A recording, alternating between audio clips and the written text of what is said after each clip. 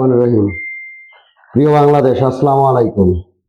আপনারা জানেন যে আজকে হচ্ছে সেই মহান স্বাধীনতা দিবসের 26শে মার্চ। আজকের এই দিনে 1971 সালের 25শে মার্চ তৎকালীন পাকিস্তান মিলিটারি তৎকালীন পূর্ব পাকিস্তানের উপর অপারেশন সার্চলাইট নামের একটি হত্যাযজ্ঞ চালায়। 25 তারিখ রাতের অন্ধকারে বাংলাদেশের তৎকালীন পূর্ব পাকিস্তানের নিরপরাধ ঘুমন্ত মানুষের উপর পশ্চিম পাকিস্তানের সেনাবাহিনী একটি বর্বরচিত হত্যাকাণ্ডের অপারেশন চালু করে। ওই মুহূর্তে তৎকালীন পূর্ব বাংলার রাজনীতিবিদরা, তৎকালীন তথাকথিত অবিসাংবাদিত নেতা শেখ মুজিবুর রহমান যখন স্বেচ্ছায় পাকিস্তান আর্মির কাছে আত্মসমর্পণ করেছিল, নেতৃবৃন্দ যখন এই দেশের মানুষকে সম্মুখ পালিয়েছিল, ভারতে আশ্রয় নিয়েছিল, তৎকালীন 7.5 কোটি মানুষ যখন দিক বেদিক ছুটে বেড়াচ্ছিল কোনো নেত্রী, সেই বাংলাদেশের এক মেজর তৎকালীন পাকিস্তান সেনাবাহিনীর একজন অফিসার, তিনি তার অধিনায়ককে বন্দি করে ওই রিভল্ট বলেছিলেন।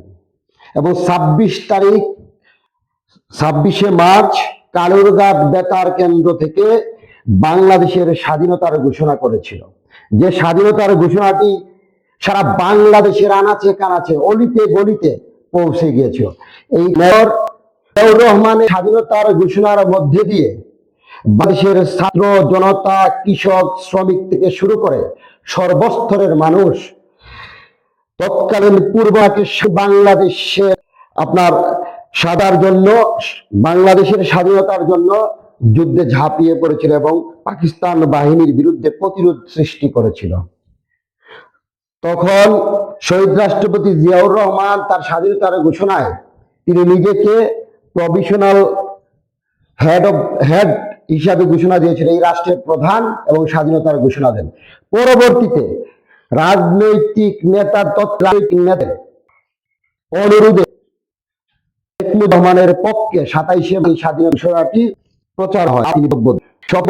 বাংলাদেশের স্বাধীনতার 55 এখন পর্যন্ত বাংলাদেশ নামক এই 1,47,000 বর্গ কিলোমিটারের মানচিত্র আমরা পুরোপুরিভাবে স্বাধীন হতে পারি নাই। কারণ আপনারা সবাই জানেন যে 1971-এর 16 ডিসেম্বর যখন বাংলাদেশ আনুষ্ঠানিকভাবে শত্রুমুক্ত হয়েছিল, এই যে আজকের আওয়ামী লীগ, এই আওয়ামী লীগের নেতা তথাকথিত বঙ্গবন্ধু শেখ মুজিবুর রহমান আত্মসমর্পণ করেছিল পাকিস্তানিদের কাছে। পাকিস্তান থেকে ফিরে এসে 1972 সালে ক্ষমতা আসে এবং আসার সাথে সাথে মুজিবনগর সরকারের রাষ্ট্রপতি থেকে উনি প্রধানমন্ত্রী হিসাবে শপথ গ্রহণ করেন। শেখ মুজিবুর রহমানের 72-75-এর শাসনামল ছিল পৃথিবীর ইতিহাসে একটি দুর্বিষময় শাসনামল। এই শেখ মুজিবুর রহমানের শাসনামলের সময় গণতন্ত্রকে ধ্বংস করা হয়, বাক স্বাধীনতা কেড়ে নেওয়া হয়। তৎকালীন এই শেখ মুজিবুর রহমানের শাসনামলে 72-75 সালে প্রথম বাংলাদেশে জেল হত্যার ইতিহাস সৃষ্টি হয়। পাবনার দ্বীপচরে জেল থেকে ধরে নিয়ে এসে দ্বীপচরে হত্যা করা হয়। এই শেখ মুজিবুর রহমানের 72-75 সালের শাসনামলে সিরাজ শিকদারকে গুম করে সংসদে এসে শেখ মুজিবুর রহমান হুঙ্কার দিয়ে বলেছিল, সিরাজ শিকদার এখন কোথায়? এই শেখ মুজিবুর রহমানের শাসনামলে রক্ষী বাহিনী এবং মুজিব বাহিনী দ্বারা তৎকালীন জাসদের 27,000 নেতাকর্মীকে হত্যা করা হয়েছিল। এই শেখ মুজিবুর রহমানের শাসনামলে 1974 সালে দুর্ভিক্ষে লক্ষ লক্ষ মানুষ মারা গিয়েছিল। এই শেখ মুজিবুর রহমানের শাসনামল ছিল দুর্নীতি পরায়ণ শাসনামল। শেখ মুজিবুর রহমানের শাসনে মুজিব বাহিনীর অত্যাচারে অতিষ্ঠ হয়ে মা তার যুবতী মেয়েকে নিয়ে রাতের বেলায় জঙ্গলে আশ্রয় নিত। শান্তি সেনের স্ত্রী অরুণা সেন, পুত্রবধূ রীনা সিনহা উপর যে বর্বরতম অত্যাচার হয়েছিল তা হালাফুকার চেঙ্গিস্তানের বর্বরতম অত্যাচারকেও হার মানায়।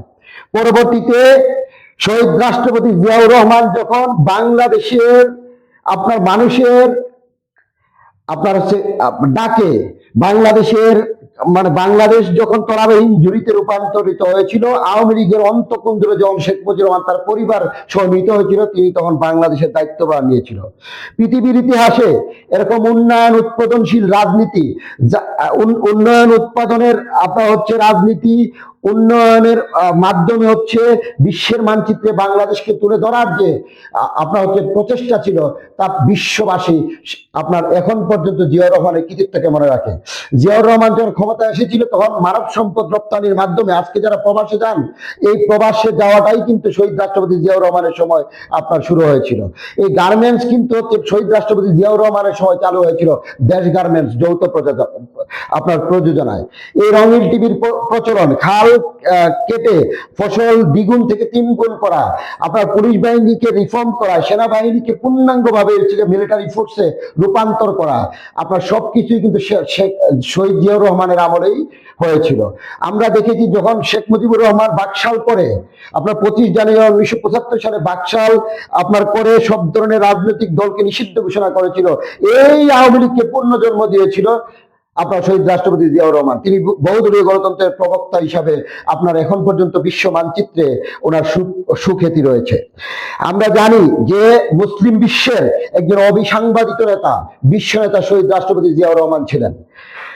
আজকে যারা জিয়াউর রহমান নিয়ে সমালোচনা করেছে, গত 17 বছর জিয়াউর রহমানের নাম এবং মুক্তিযুদ্ধ এবং স্বাধীনতার ইতিহাস থেকে বাংলাদেশ জাতীয়তাবাদী দলের যে অবদান, এই অবদানকে মুছে ফেলার যে অপচেষ্টা হয়েছে, এই অপচেষ্টা ইনশাল্লাহ আপনার হচ্ছে বাংলাদেশের মানুষ সবসময় রুখে দিয়েছে, অতীতে ভবিষ্যতে এরকম অপচেষ্টা হলে রুখে দেবে।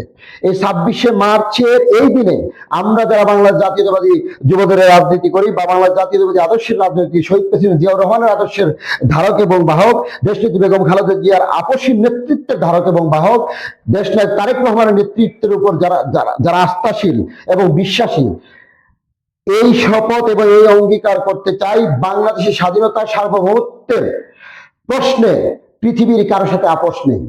বাংলাদেশের গণতন্ত্রের সংগ্রামে, মানুষের মৌলিক অধিকার আদায়ের সংগ্রামে, মানুষের কথা বলার সংগ্রামে অতীতে দেশনেত্রী বেগম খালেদা জিয়ার নেতৃত্বে, দেশনায়ক তারেক রহমানের নেতৃত্বে যেমন রাজপথে ছিলাম, ইনশাল্লাহ আগামীতে আমরা রাজপথে থাকবো। শহীদ রাষ্ট্রপতি জিয়াউর রহমান আমাদেরকে শিখিয়ে গিয়েছেন কিভাবে দুঃসময়ে মানুষের পাশে থাকতে হয়, কারণ শহীদ রাষ্ট্রপতি জিয়াউর রহমান রণাঙ্গনে যুদ্ধ করেছেন। বাংলাদেশের প্রথম মহিলা মুক্তিযোদ্ধা হচ্ছেন দেশনেত্রী বেগম খালেদা জিয়া। জুন মাসে দেশনেত্রী বেগম খালেদা জিয়া তার ওনার 2 শিশুপুত্র সহ পাকিস্তান মিলিটারি আর্মির কাছে গ্রেপ্তার হয়েছিলেন। আপনার হচ্ছে যখন বাংলাদেশে শকুনের থাবা পড়েছে, যখন হচ্ছে এই যে স্বৈরাচারী এরশাদ ক্ষমতা দখল করেছিল বন্দুকের নলের উপর, তখন এই বাংলাদেশের গণতন্ত্রের মুক্তির আন্দোলনের নেতৃত্ব দিয়েছিল আমাদের নেত্রী, আপসীন নেত্রী, 3বারের নির্বাচিত প্রধানমন্ত্রী দেশনেত্রী বেগম খালেদা জিয়া। আপনার এই যে 1/11-এর সময় মহিউদ্দিন ফখরুদ্দিনের ষড়যন্ত্রের ভোটে শেখ হাসিনা যখন ক্ষমতায় আসলো, গণতন্ত্রকে হত্যা করা হলো। 2014 সালে বিনা ভোটে পার্লামেন্ট হলো, 2018 সালে দিনের ভোট রাতে করা হলো, 2024-এ আমি জানি স্বামী নির্বাচনের মাধ্যমে এই যে 17 বছরের রেজিম, গুম খুন বিচার বহির্ভূত হত্যা থেকে শুরু করে প্রায় 28 লক্ষ কোটি টাকা হচ্ছে বাংলাদেশ থেকে বিদেশে পাচার, এমন কোন দুর্নীতি নেই যে দুর্নীতির মাধ্যমে বাংলাদেশকে পঙ্গুত্ব বরণ করেছিল বাংলাদেশ। আর ভারতের যে আগ্রাসনী নীতি, এই ভারত যে বাংলাদেশের প্রতিবেশী রাষ্ট্র, প্রতিবেশী সুলভ আচরণ না করে শেখ হাসিনা বাংলাদেশকে ভারতের একটি অঙ্গরাজ্য আপনার হচ্ছে হিসাবে আপনার হচ্ছে ভারতের হাতে তুলে দিয়েছিল। ভারতকে ট্রানজিট থেকে শুরু করে আপনার হচ্ছে ভারতের সীমান্তরক্ষী বাহিনী বিএসএফ কর্তৃক বিচার আপনার সীমান্তে মানে হত্যা থেকে শুরু করে ভারত বাংলাদেশের নির্বাচনে আপনার হচ্ছে হস্তক্ষেপ থেকে শুরু করে সবকিছুই ভারত করেছে। এই ভারতের আগ্রাসনী নীতি যতদিন পর্যন্ত আমরা স্বাধীনতা সার্বভৌমত্ব আমাদের অক্ষুণ্ণ থাকবে, আমাদের স্বাধীনতা সার্বভৌমত্বের মর্যাদা আমরা টিকিয়ে রাখতে পারবো, ততদিন পর্যন্ত ভারতের আগ্রাসনী নীতির বিরুদ্ধে আমরা প্রতিবাদ করে যাব। বাংলাদেশ জাতীয়তাবাদী দল বাংলাদেশের প্রশ্নে, বাংলাদেশের স্বার্থে, স্বাধীনতা এবং সার্বভৌমত্বের স্বার্থে কারোর সাথে কখনোই নীতি স্বীকার করে নাই, আপোষ করে নাই। তাই প্রিয় বাংলাদেশি ভাই বোনেরা, সবার কাছে আপনাদের একটি আবেদন, বাংলাদেশ জাতীয়তাবাদী দল আপনাদের আস্থা এবং বিশ্বাসের মধ্যে দিয়ে এখন পর্যন্ত বাংলাদেশের মানুষের মনে ঠাঁই করে নিয়েছে। ইনশাল্লাহ আগামীতে আমরা বাংলাদেশের প্রশ্নে, বাংলাদেশ স্বাধীনতা সার্বভৌমত্বের প্রশ্নে, গণতন্ত্রের প্রশ্নে অতীতে যেমন রাজপথে ছিলাম, দেশনায়ক তারেক রহমানের নেতৃত্বে, তারুণের স্পর্ধিত অহংকার, স্বাধীনতা সার্বভৌমত্বের কাস্টোডিয়ান, আগামী দিনের বাংলাদেশের প্রধানমন্ত্রী, বিশ্ব নেতা, জননেতা জনাব তারেক রহমানের নেতৃত্বে আমরা ভবিষ্যতেও রাজপথে থাকবো ইনশাল্লাহ। বাংলাদেশ জিন্দাবাদ।